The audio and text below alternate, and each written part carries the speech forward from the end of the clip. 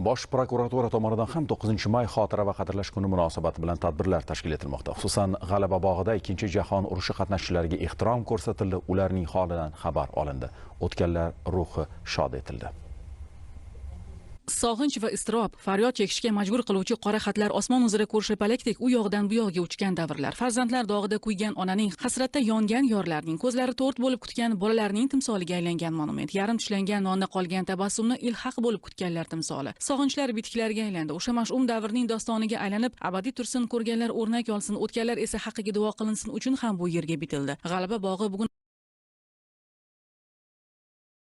ana shunday xotira va qadrlash uchun eng yaxshi va eng go'zal maskanga aylantirildi. 7 yoshdan 70 yoshgacha hamma shu yerda. Urush yillarida hech qaysi soha vakili jabr ko'rmay qolmadi. Kim bo'lishidan qat'iy nazar vatan uchun jon olmoq va jon bermoqqa bel bog'ladi. O'sha davrda prokuratura organlari vakillari ham millat va xalq uchun maydonga chiqqan edi. Ana shu xotiralarga hurmat haqqi, matonat va sabr timsoli Zulfiya ayaning poyiga bosh prokuratura jamoasi ham gulchambar qo'ydi.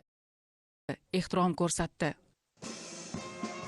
Xalqimiz tinchligi, mamlakatimiz ravnaqi yo'lida fidoyilik ko'rsatgan yurtdoshlarimizni xotirlash, ayni vaqtda hayot bo'lgan urush va mehnat faxriylariga hurmat ehtirom ko'rsatishga qaratilgan tadbirlar doirasida bosh prokuror boshchiligidagi mas'ullar va jamoatchilik faollari poytaxtimizda istiqomat qilib kelayotgan faxriy Rustem Minaliyevning xonadonida bo'lishdi. Avvalo davlatimiz rahbarining bayram tabrigi hamda sovg'alari va pul mablag'lari ham yetkazildi. Bir piyola choy ustida otaxon bilan samimiy suhbat qilindi. O'tgan kunlar eslandi. Urushning eng og'riqli pallalari va bugungi Dorul Omon kunlar. Bu davrlarni qadrlash, qadriga yetish zarurligi haqida gapirildi. Darhaqiqat bugun o'tganlarni eslash, omon-omon zamonlar uchun fido bo'lganlar haqqiga duo qilish uchun ayni payt. Bunday uchrashuvlarda go'zal hikmat, ajdodlarga esa hurmat bor. Zotan bu bayram millat va kelajak uchun ham eng qadrli tantanadir.